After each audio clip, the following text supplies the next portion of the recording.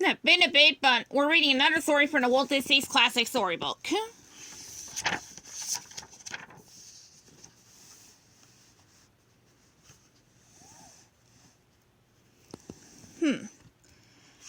I think, we see. We'll start the story at page number 23.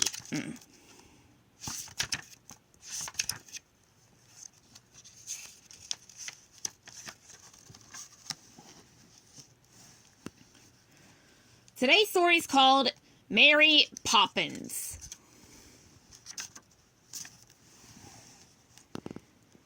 It was morning on Cherry Tree Lane. Everyone on the street began their day. That is, everyone except Jane and Michael Banks. They were still snuggled under the cupboards in the nursery of 17 Cherry Tree Lane. Their nanny, Mary Poppins, pulled back the blankets firmly. Up, she said. We'll have no lounging about on a supercalifragilisticexpialidocious day. Supercalo what, Mary Poppins? Asked Michael. Supercalifragilisticexpialidocious, of course. If you can't think of a word, that says just what you want to say. Now try, supercalifragilisticexpialidocious. And it just describes today. Jane and Michael got dressed and ate breakfast in record time.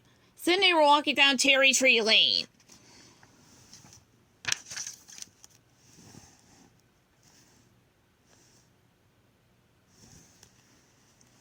Supercalifragilisticexpialidocious, Jane and Michael said together as they marched along.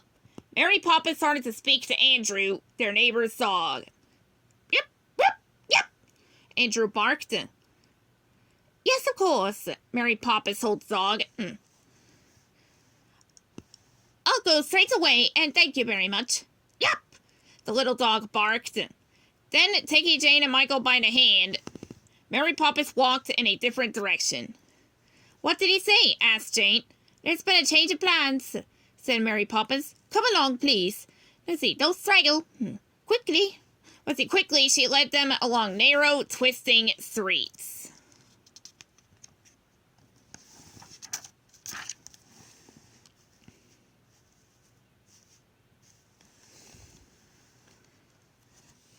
After they had walked for a while, Mary Poppins stopped at a small house. Let's see, rap, rap. Mary Poppins knocked on the door with her umbrella. Her friend Bert opened the door. How is he? Mary Poppins asked. Bert shook his head.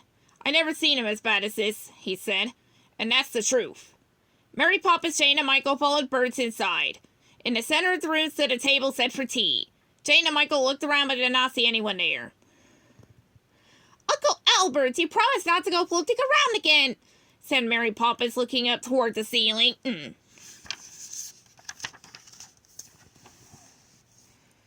See, Jane and Michael looked up too. Mary Poppins's, Uncle Albert's is floating in the air, chuckling merrily. I know, my dear, said Uncle Albert, wiping his eyes. But the moment I start, it's all up with me. He chuckled again. It's laughing that does it, Jane and Michael both thought a man floating in the air because he was laughing was very funny. They couldn't help it. Soon they started giggling. Bert began to laugh loudly. As they watched, he rose into the air. Then he was floating beside, Uncle Albert. Michael's giggles grew louder. Then Jane began to laugh too. They couldn't stop. Their feet left the floor and they rose into the air until their heads bumped the ceiling.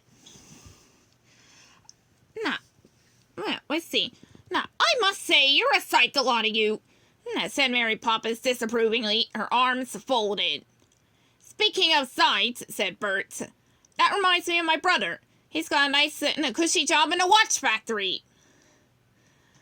In a watch factory, asked Uncle Albert. What does he do?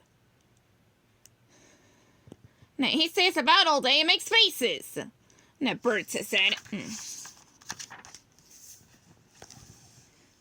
This looks fun. All four of them laughed so hard that they turned somersaults in the air. I found a horseshoe today, said Bert, holding his sides. You know what that means. I certainly do, said Uncle Albert. It means that some poor horse is walking around in his stocking feet. Now then, Jane, Michael, it is time to go. said Mary Poppins firmly from below. Oh, please stay, as he begged Uncle Albert. He waved at the table on the floor. I have a splendid tea waiting for us if you could manage to get the table to... Just then, the table began to move. It rose into the air, cups, biscuits, teapot, and all. Oh, splendid. Thank you, my dear, said Uncle Albert. Next thing, I suppose you'll be wanting me to pour, said Mary Poppins with a sigh. Then she floated up to join them. The others laughed, bobbing around the table as Mary Poppins poured the tea and passed around the biscuits. I'm having such a good time, said Uncle Albert. I wish you could all stay up here with me always. We'll jolly well have to, Michael said with a grin. There's no way to get down. Well, to be honest, there is a way, said Uncle Albert. Just think of something sad and down you go. Now, time to go home, Mary Poppins said firmly, her voice cutting sharply through the laughter. Jane and Michael became so sad at thought of leaving that they suddenly fell through the air, followed by, Uncle Albert and Bert. Bump, bump, bump, bump. They all landed on the floor. Goodbye, said Michael. We'll be back soon. And thank you, said Jane. We've had a lovely time. Jane and Michael followed Mary Poppins out the door. Uncle Albert waved goodbye. It makes me so sad to see them leave, he said to Bert so sadly. Back home, Jane and Michael tried to tell their father about their adventure. He didn't seem to understand. Mary Poppins just said, children will be children, and led them to the nursery. Michael and Jane started getting ready for bed.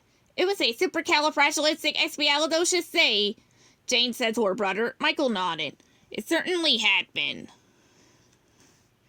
The end.